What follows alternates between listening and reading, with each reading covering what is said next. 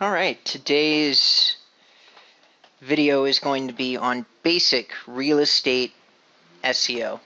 And by basic I mean extremely basic, so expect this tutorial to be short, but to cover all the major points. Let's start with definitions. What is SEO? It stands for search engine optimization. If you enter a search into Google, like you're seeing over here on the right hand side of the screen, you'll get a search results page. And typically SEO stands for the results that you see over here on the left hand side of the page. Search engine optimization. Okay, these results on the top and these results on the right are oftentimes fall into another bucket, which could be called search SEM or PPC or paid advertising. One way or the other, SEO typically refers to as the results that you're going to find organically down here on the left. So how do you get there?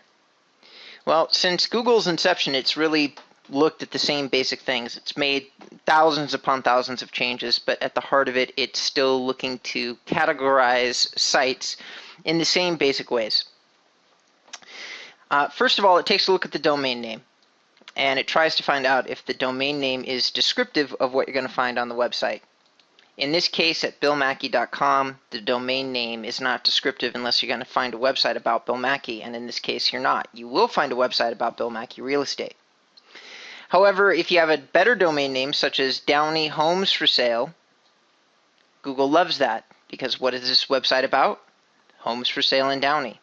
It almost always gives an automatic credit for a domain name that is reflective of searches that you want to be found for. So in other words, Downey Real Estate or Downey Homes for Sale, you'll do better for the search Downey Homes for Sale or Downey Real Estate.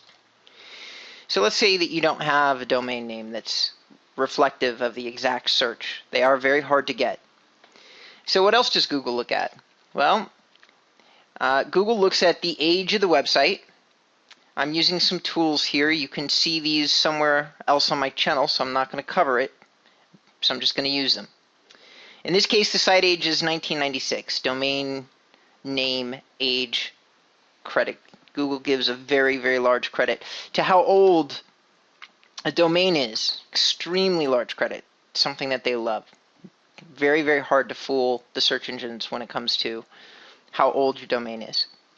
The next thing that Google looks at is it wants to look at what are called on and off page signals. Go ahead and write that down. An on and off page signals. What's an on page signal? On page signals tend to be what you can see on the page. There's a lot of dynamics that go into sending these signals correctly to Google, and this tutorial is not about that, so let's just stick with the concept that Google likes signals on the page. And a lot of language that's used to describe these are content or contextual text. At the end of the day, it's text that contains the keywords that you're trying to target, such as Alabama historic homes. So here we are on a very old website with a domain name that doesn't match what you're going to find on it, but pages of information that do seem to target some fairly specific keywords. So let's take a look at that for a second. Google Alabama historic homes, and there's Bill's site, including a link to the actual page that we were just looking at. So Google loves content. They love content that's specific, that contains the keywords that you're looking to attract. How do you find out what keywords that you want to target? Easiest way to do it is to find a competitor or somebody's website that is in the same position in real estate that you are. So in other words, it's not fair to look at a brokerage's site if you're an agent. If you're an agent and you're interested to know what keywords you should target, Google, your geospecific area with the keyword tie down of real estate, so like Downey Real Estate or Miami Real Estate. And then when you find an agent's website, go ahead and use a tool, and there's lots of them out there, to start to scrape keywords off the site. If you're not familiar with how to find keywords on a site, there's lots of tools out there that do it for you and then tell you, roughly speaking, how many searches are coming into the site and what the keyword is. This is a tool that I like to use. It's called SEMrush. You can go ahead and Google it at a later date. Another tool that's quite common, almost everybody that I know uses, is Google AdWords. Okay, one of those neat things is that you can enter in the website, you can enter in the category that you're in, and now we can put in a keyword. Let's just do West Alabama real estate.